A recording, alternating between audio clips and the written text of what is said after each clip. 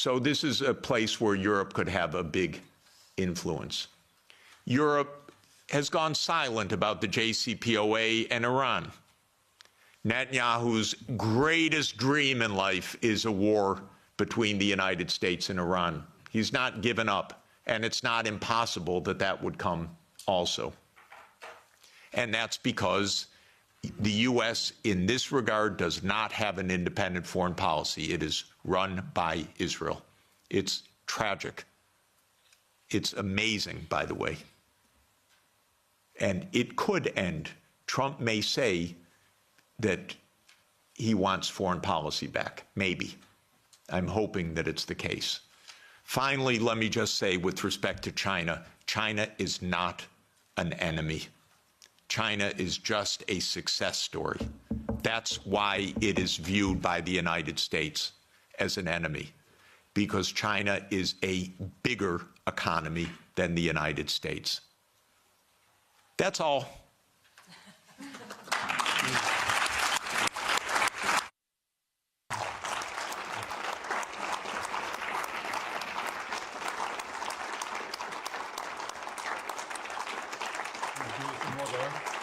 Thanks.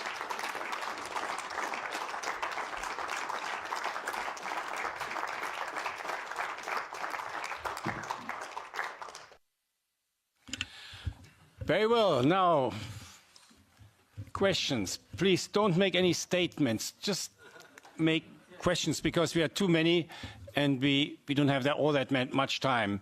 So where do I start?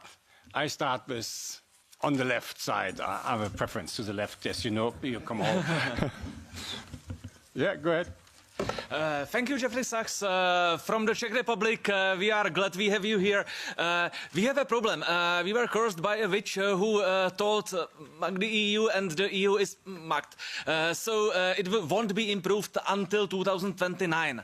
But what we, the Central Europeans, should do in the meantime, especially if the Germans don't happen to vote for Sarah Wagenknecht enough, are we supposed to create some kind of neutrality for the Central Europe, or what would you suggest us to do? So, first of all my grandchildren are Czech, I want you to know. And Sonia is Czech-born and Czech citizen, so we're very proud. I'm the trailing spouse in this, but I'm a Czech wannabe.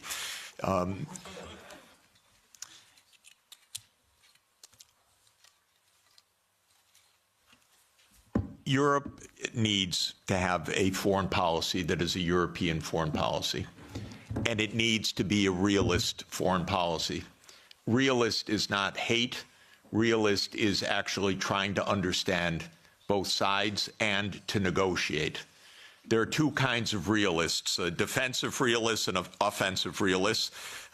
My dear friend John Mearsheimer, who is the offensive realist, we're very close friends and I love him, but I believe more than he does, you talk to the other side and you find a way to make an understanding. And so basically, Russia is not going to invade Europe. This is the fundamental point. It may get up to the Dnieper River. It's not going to invade Europe. But there are real issues.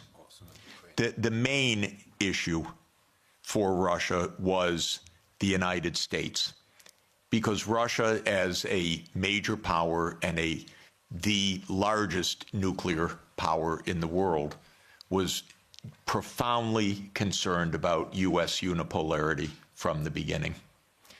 Now that this is seemingly, possibly ending, Europe has to open negotiations directly with Russia as well, because the United States will quickly lose interest, and you're going to be living with Russia for the next thousands of years. Okay? So what do you want? You want to make sure that the Baltic states are secure. The best thing for the Baltic states is to stop their Russophobia. this is the most important thing. Estonia has about 25% Russian citizens, or Russian-speaking citizens, ethnic Russians. Latvia, the same. Don't provoke the neighbor. That's all. This is not hard. It really isn't hard.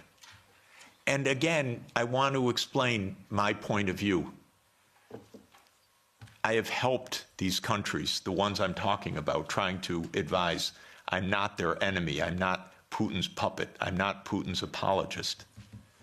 I worked in Estonia. They gave me, I think it's the second highest civilian honor that a president of Estonia can bestow on a non-national, because I designed their currency system for them in 1992.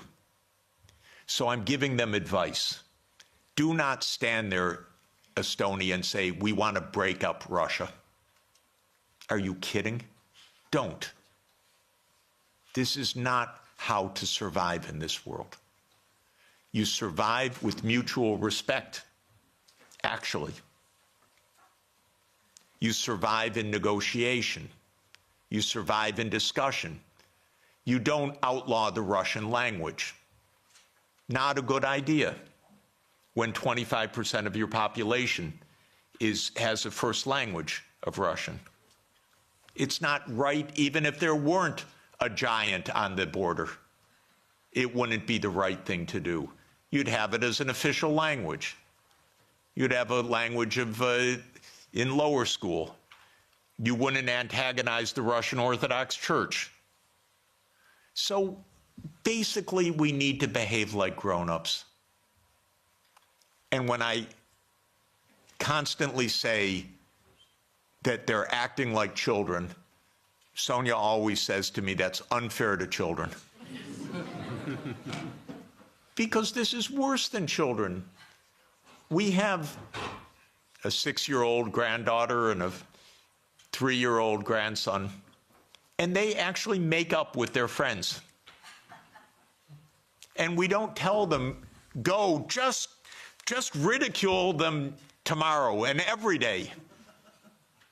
We say, go, give them a hug, and go play. And they do. This is not hard. By the way, well, anyway, I won't belabor the point. Thank you.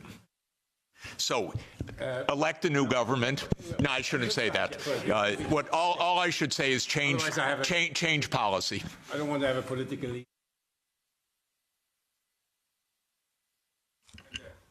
Does that work? Yeah. Hi, my name's Kira. I'm a reporter with the Brussels Times. Thank you for the fascinating talk, Jeffrey. I just wanted to ask you about Trump's statements about wanting NATO members to increase their spending by 5%.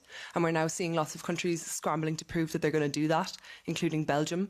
And given that Belgium is also the NATO headquarters, I wanted to ask you what would be the appropriate response to those statements by NATO members? Thanks. We don't see exactly eye to eye on this question, so let me give you my own view. My first recommendation, with all respect to Brussels, is move the NATO headquarters somewhere else. I mean it seriously, because one of the worst parts of European policy right now is a complete confusion of Europe and NATO. These are completely different, but they became exactly the same. Europe is much better than NATO. In my opinion, NATO isn't even needed anymore. I would have ended it in 1991. But because the US viewed it as an instrument of hegemony, not as a defense against Russia, it continued afterwards. But the confusion of NATO and Europe is deadly, because expanding Europe meant expanding NATO, period. And these should have been completely different things. So this is the first point. My own view, again, with all respect to Michael, we only had a brief conversation about it, is that Europe basically should have its own foreign policy and its own